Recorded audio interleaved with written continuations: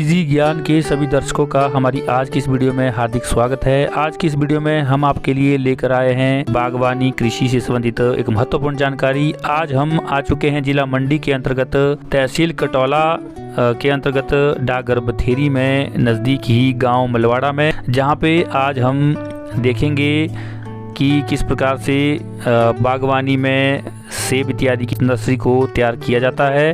तो आज हम अभी पहुंच चुके हैं श्री हेमराज शर्मा जी के नर्सरी में, जहां पे हम देखेंगे कि इन्होंने किस किस प्रकार से यहाँ पे यह नर्सरी तैयार की है और इनसे हम पूरी जानकारी लेंगे और आप तक हम यह साझा करेंगे। जैसा कि इन्होंने हमें बहुत विस्तार से इस नर्सरी के बारे में, किस तरह से शुरुआत से लेकर के इसके सप्लाई तक कार्य होता है, इसके बारे में हमें पूरी जानकारी दी। जैसा हमने इनसे जाना कि सबसे पहले ये अपनी इस नर्सरी में बीज इत्यादि के द्वारा बीज बोते हैं, जिसमें अपने लेबर इत्यादि की सहायता से बीज को बोया जाता है और यहाँ पर पाला इत्यादि तैयार किया जाता है। और पाले के पौधे जब 1 साल के हो जाते हैं तो उसके ऊपर ग्राफ्ट की जाती है, कलम की ग्राफ्ट की जाती है और यह कलम बड़ी नर्सरियों से, अलग अलग नर्सरियों से लाई जाती है।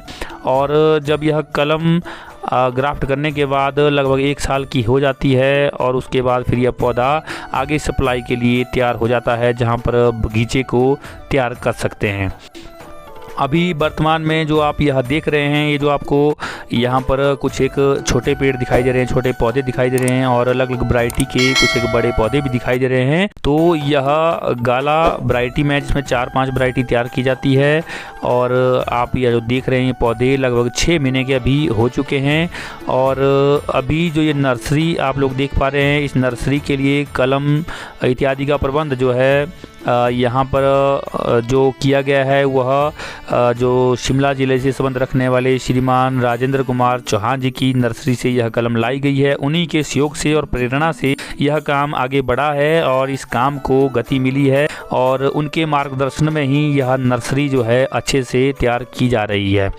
और साथ में आप देखेंगे यहाँ पे कुछ बड़े पौधे भी हैं जो जिन पर अभी हाल ही में टॉप ग्राफ्ट किया गया है और अभी वह पिछली साल से लगभग सैंपल देने लगे हैं और आगे यह और अधिक फसल इत्यादि देंगे। जैसा कि आप सभी जानते हैं, किसी भी कार्य की सफलता के लिए उसके पीछे मेहनत करने वाले लोगों का विशेष हाथ रहता है, उनका विशेष सहयोग रहता है। इसी प्रकार ही श्री हेमराज शर्मा जी को इस नर्सरी को तैयार करने के लिए कामगार मजदूरों की सहायता लेनी पड़ती है। उनके साथ मेहनत करके ही इस नर्सरी को तैयार किया जाता है। इसमें उगने वाले अनचाहे पौधों तथा खरपतवार को दूर किया जाता है, चाहे वह पानी का प्रबंध हो, चाहे अतिरिक्त पानी की निकासी हो, पाइपों की व्यवस्था हो, नालियों की व्यवस्था, निदाई इत्यादि सब कार्य मजदूरों की सहायता से करवाए जाते हैं, जिस कारण नर्सरी में उगने वाला पौधा अच्छे से ग्रोथ कर पाता है। यह देख रहे हैं आप आषाढ़े का पौधा, जिसे आखमानी कहते हैं हिंदी में, और यह भी यहाँ पे अच्छे से तैयार हो गया है क्योंकि यहाँ की भूमि बहुत उपजाऊ भूमि है और साथ में क्लाइमेट यहाँ का ठंडा क्लाइमेट है और यहाँ पे आप लोअर हाइट वाले किस्म के पौधे तैयार कर सकते हैं और सेब इत्यादि फसल को तैयार करके आप रोजगार कमा सकते हैं। इसको तैयार करने के लिए बहुत प्रकार से मेहनत करनी पड़ती है, जिसमें लेबर इत्यादि लगा करके, स्प्रे करके, निदाई करके, खाद इत्यादि द्वारा इन पौधों को तैयार किया जाता है। और जैसे आप देख पा रहे हैं, यह सामने नर्सरी है और यह पौधा लगभग 6-7 महीने का यह पौधा है और इस पौधे को अभी लगभग 5-6 महीने के बाद आगे सप्लाई कर दिया जाएगा। तो यह नर्सरी है और बहुत ही सुंदर लग रहा है। आजकल ऐसे भी मौसम जो है बरसात का है और प्रकृति जो है चारों ओर हरियाली लिए हुए बैठी होती है और साथ में इस प्रकार की नर्सरी तो यह इस प्राकृतिक संपदा में 4 चांद लगा देती है।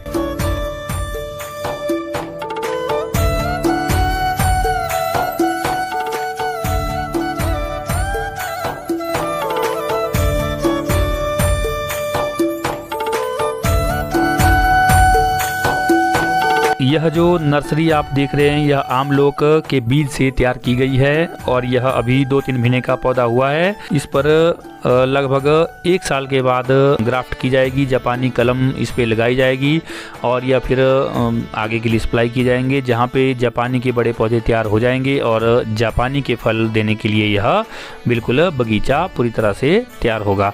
तो इस प्रकार से यह आप नर्सरी देख पा रहे होंगे कितनी ही सुंदर तरीके से इसको लगाया गया है। और इसके लिए श्रीमान हेमराज शर्मा जी ने राजेंद्र कुमार जी से कुछ एक जानकारी, महत्वपूर्ण जानकारी जो इन नर्सरी को लगाने से संबंधित थी, इन्होंने श्रीमान राजेंद्र कुमार चौहान जी ने इन्हें दी और साथ ही इनकी नर्सरी से यह कलम इत्यादि ला करके इनको तैयार किया गया है।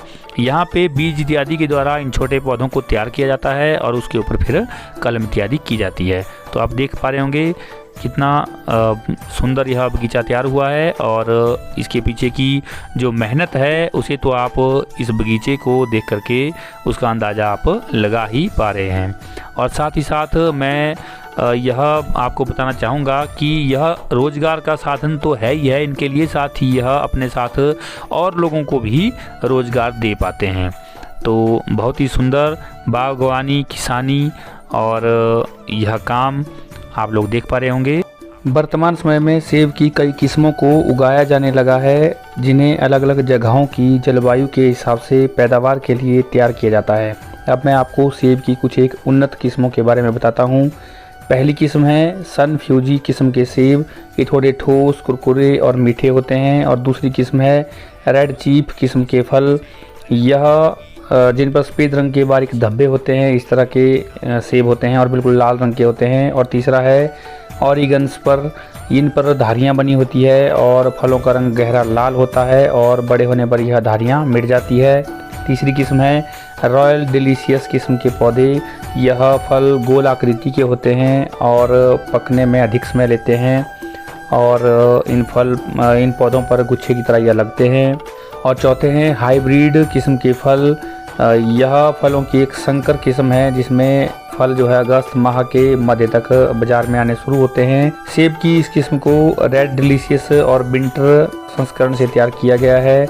और इसके अतिरिक्त भी सेब की कई किस्में पाई जाती है, जिनमें top red, red spur delicious, red June, red gala, royal gala, regal gala, early shanberry, Fanny, Benoni, Chaubattia, princess, डफ Fuji, Granny Smith, bright and early, golden spur, बेल्स पर, स्टॉर्क्स पर, एजडेक, राइमर जैसी किस्में मौजूद है, जिन्हें अलग अलग जगहों और अलग अलग जलवायु में उगाया जाता है।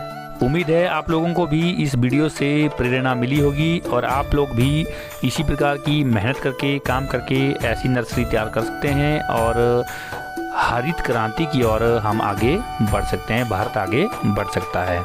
तो यह थी दर्शकों आज की वीडियो। उम्मीद है आपको इस वीडियो से कुछ बागवानी से संबंधित जानकारी अवश्य ही मिली होगी। इसी प्रकार की तथा एजुकेशन से संबंधित वीडियो को प्राप्त करने के लिए आप हमारे चैनल इजी ज्ञान को लाइक, शेयर, सब्सक्राइब जरूर करें। बेल आइकन को ऑल पर जरूर सेलेक्ट करें ताकि जैसे हम नई वीडियो को अपलोड करते हैं आप तक हमारी वीडियो की नोटिफिकेशन सबसे पहले पहुंच सके।